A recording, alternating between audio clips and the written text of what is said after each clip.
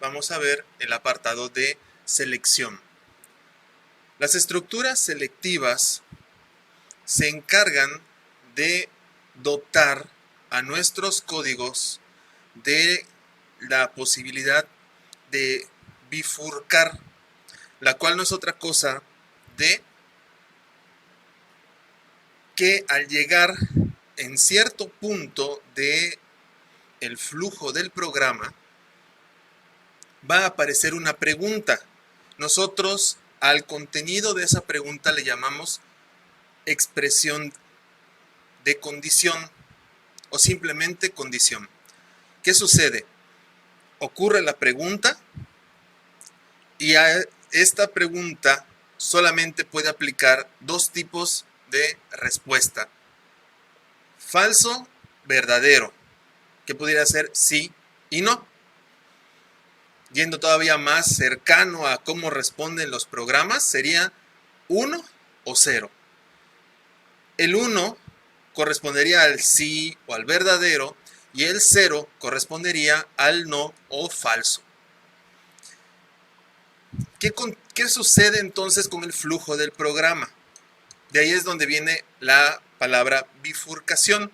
El flujo se divide, sucediendo entonces que si la respuesta fue verdadero, el programa va a continuar por las líneas que enlazan con el sí hasta llegar a un punto en el cual finaliza ese segmento que corresponde a esa línea. ¿Qué pasaría cuando toca el flujo del no? Va a continuar un flujo por ese sendero y en algún momento va a terminar. Aquí termina de estas dos maneras porque es una forma resumida, porque en realidad este círculo de interconexión debería estar ubicado más o menos por acá. Y de este círculo de interconexión debería salir una única línea que se una a este círculo de interconexión de este sí, de esta condición. Pero tomando en cuenta que ya sea por esta línea que nos conduce al bloque 2 o por esta línea que nos conduce al bloque 3, pues ambas van a desembocar en este punto de interconexión, así que también se puede obviar. Pero la idea, más allá de si el símbolo interconectó aquí o acá, el meollo del asunto es la condición y la bifurcación que ocasiona.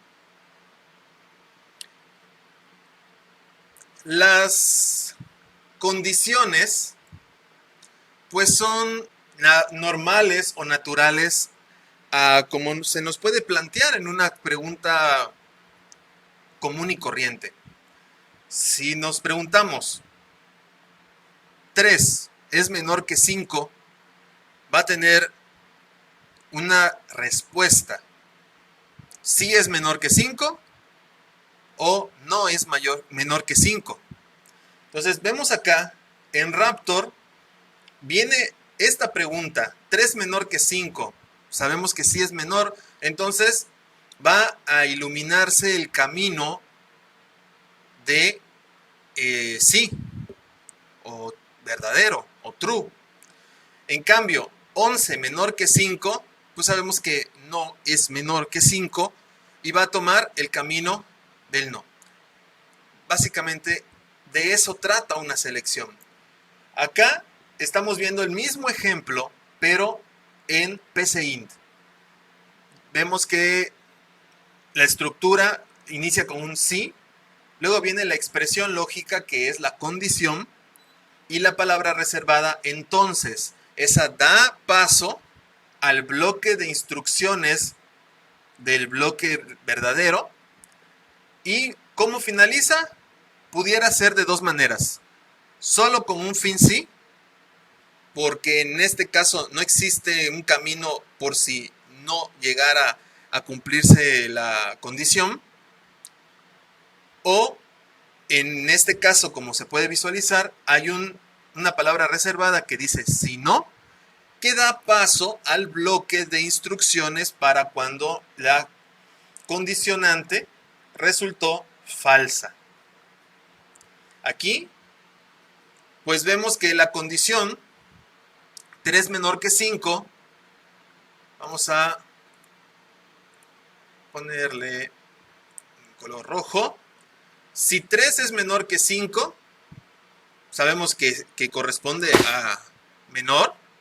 Una vez que acaba este bloque, como son mutuamente excluyentes, ya no va a ejecutarse esto, sino que va a proceder al fin sí. Como acá ya no existe nada más, otras instrucciones después del sí, pues se acaba el algoritmo. En este otro caso, si 11 menor que 5, vemos que no es menor que 5, así que el bloque true no va a ser ejecutado, en cambio sí va a ser ejecutado el bloque de false, y pues acá podemos corroborar las respuestas.